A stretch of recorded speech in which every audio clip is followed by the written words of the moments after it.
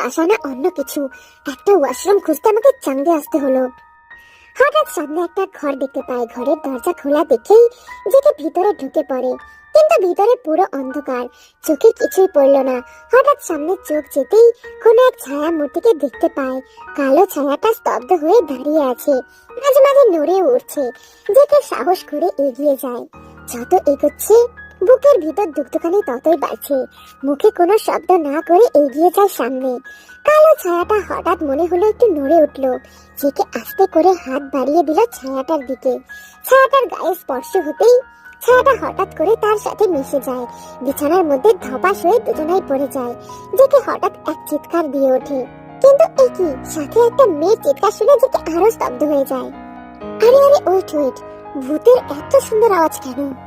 JK সামনে তাকাতেই শুধু চুল আর চুল দেখতে পায়। জেকে এবার আরো ভয় পেয়ে যায়। জেকে ভালোই বুঝতে পারছে এটা কোনো মেয়ের বডি, কিন্তু মুখ বাঁধে এত চুল কেন? জেকে তাড়াতাড়ি করে পকেট থেকে ফোন বের করে আর সামনে ধরে, আর সামনে চুল যুক্ত একটা মেয়েকে দেখতে পায়। মেয়েটার সারা মুখে চুল লেপ্টে আছে। জেকে এবার সত্যি সত্যি ভয় পেয়ে যায়। জোরে চিৎকার দিতেই মেয়েটা তার মুখ চেপে ধরে। এই চুপ করো তো, আমি ভূত না। তুমি কে? আমাকে ছাড়ো, আমার কোনো বিয়ে হয়নি। শাট আপ, আমাকে হেল্প করুন, আমার চুল মুখে জড়িয়ে গেছে আর সাথে গলাটা কাটাও। জেকে এবার একটু শান্ত হয়। মেয়েটার কথা মতো চুল আস্তে আস্তে সরিয়ে দেয়, কিন্তু মেয়েটার মুখ যখন জেকের চোখে ভেসে ওঠে, জেকে পুরো অবাক। তুমি? হোয়াট? ও হ্যালো, আমি পেয়ে আপনই, আমি পেতে। ওকে হোয়াট মানে? তুমি আমার সাথে ইয়ার্কি মারছো? কি? আমি ইয়ার্কি করছি? ইয়ার্কি তো আপনি মারেন, মনে নাই? এতদিন ধরে ইয়ার্কি মেরেছেন। হোয়াট? এতদিন ধরে মানে? নাটক করে শুধু, মনে নেই? আমাকে এতদিন আমার মেসেঞ্জারে কথা বলতেন, আমার সাথে লুটপুট করতেন, মনে নেই? কি? জেকে পুরো অবাক, কি বলবে বুঝতে পারছে না। এসব কি বলছে মেয়েটা? তার মানে জেকে এতদিন যে মেয়ের সাথে মেসেজে কথা বলতো এটাই সেই মেয়ে। তুমি তুমি না বলেছিলে তোমার নাম লিসা? হ্যাঁ, this is my hidden name, okay? এতক্ষণ যাবত এই কথাগুলো তারা বিছানার উপর একে অপরের উপর শুয়ে শুয়ে বলছিল। তারা তো খেয়ালই করে নাই তারা এখনো একে অপরের উপর শুয়ে আছে। মিস্টার অ্যাংরি, আমাকে যদি ছাড়তেন তাহলে আমি একটু উঠে বসতাম।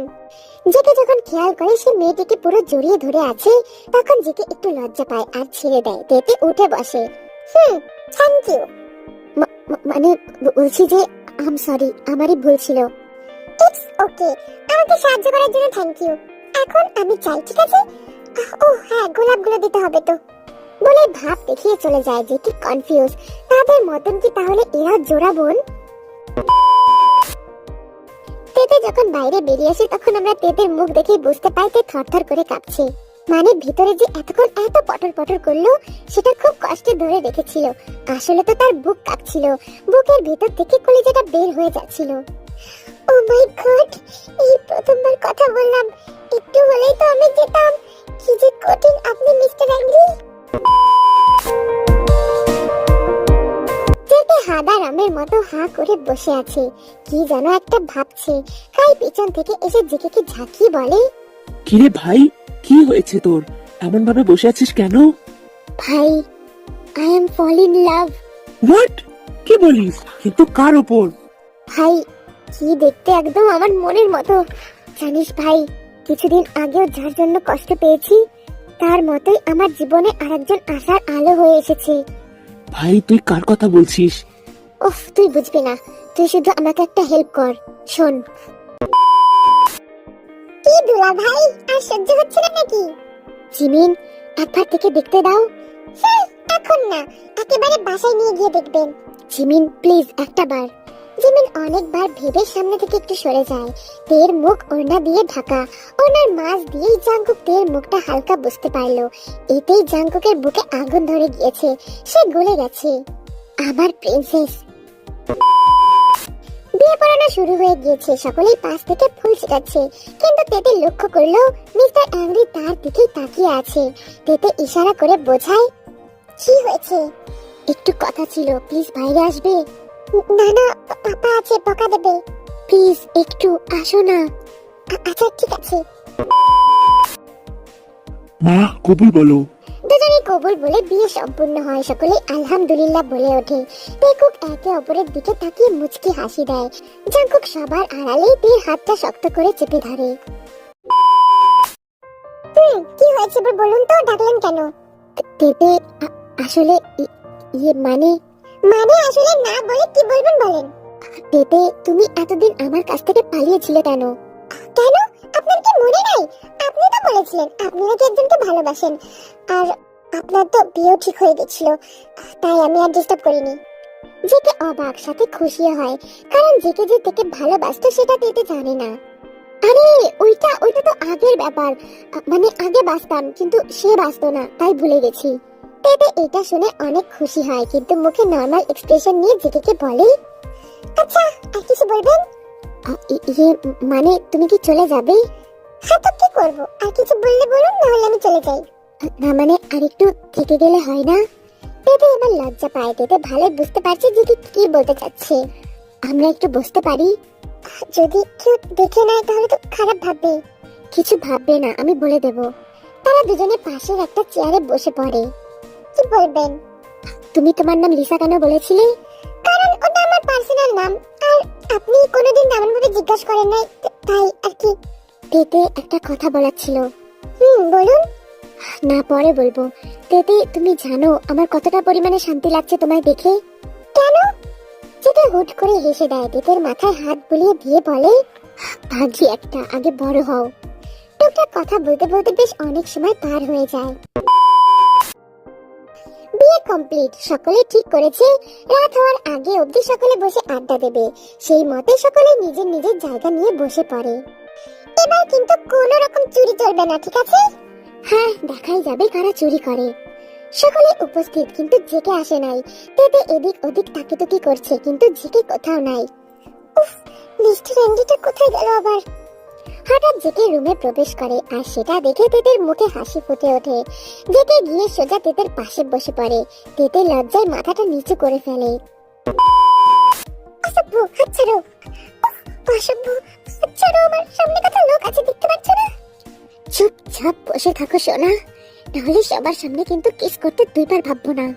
বিয়াদব একটা, তোমায় শুধু হাতের কাছে একা পাই, দেখো কি করি। কি করবা সোনা? শঙ্কু, সবাই দেখছে, ছাড়ো। তে আই লাভ ইউ। তে লজ্জা পায়, এই লোকটা ভীষণ romantic. I love you too. সকল বিয়ার বিয়ানরা বসে বসে আড্ডা দিচ্ছে, আর এদিকে 3 কাপল। জাংকুক, আমার হাত ছাড়ো, আমার হাতে লাগছে তো। সোনা, তোমার হাত তোলার থেকেও নরম, না জানি আর কি নরম। জাংকুক, তুমি এত অসভ্য, বেয়াদব একটা। সোনা, আজ বেয়াদব হতে খুব ভালো লাগছে। আজ আমি তোমার রুমে শুধু একা পাই, দেখো তোমার কি করি। আমি একাই থাকবো সোনা, চিন্তা নাই। আজ আমি রুমেই যাব না। এই কথা শুনে জাংকুক সবার সামনে তার গাল শক্ত করে ধরে বলে, কি বললি তুই? আমার রুমে যাবি না মানে? উফ, জাংকুক, কি করছো? সবাই দেখছে, প্লিজ ছাড়ো। বাপ রে বাপ, এইখানে দেখি ওপেনলি রোম্যান্স চলছে। বিয়ান, আপনারা চোখ বন্ধ করুন। তোমার জন্য আমি একদিন লজ্জায় শেষ হয়ে যাব। কি হচ্ছে কি সুগা? কিছু না। তাহলে আমাকে চিনতে দিলেন কেন? ও মানে কিছু না। কিছুক্ষণ চুপচাপ বসে থাকার পর সুগা হট করে জিমিনের হাত দুটো শক্ত করে ধরে। কি করছেন কি? চুপ, বেশি কথা না বলে চুপচাপ বসে থাকো। কি তাকিয়ে আছেন কেন? তোমায় আজ খুব সুন্দর লাগছে তেতে। হ্যাঁ, আমি এমনি সুন্দর। অনেক সুন্দর। এইভাবে তাকাবেন না, আমার এখন সত্যি লজ্জা করছে। এত লজ্জা কোথায় থাকে? আপনি কি আমার আবার লাইন মারছেন? না তো। বুঝতেই তো পারছি, আমার দিকে তাকাবেন না। আমার ইচ্ছে, আমি যার দিকে ইচ্ছা তার দিকে তাকাবো। অসভ্য। এভাবেই কেটে যায় সারাটা দিন। রাতের বেলা বিয়ের গাড়ি এসে পৌঁছায় জিয়ন বাড়িতে। সকলে ভীষণ পরিমাণে ক্লান্ত। জেকে সোজা নিজের ঘরে চলে যায়। বাকি যারা ছিল সকলে ভীষণ পরিমাণে ক্লান্ত, তাই যে যার মতো পাচ্ছে রুমে গিয়ে শুয়ে পড়ছে।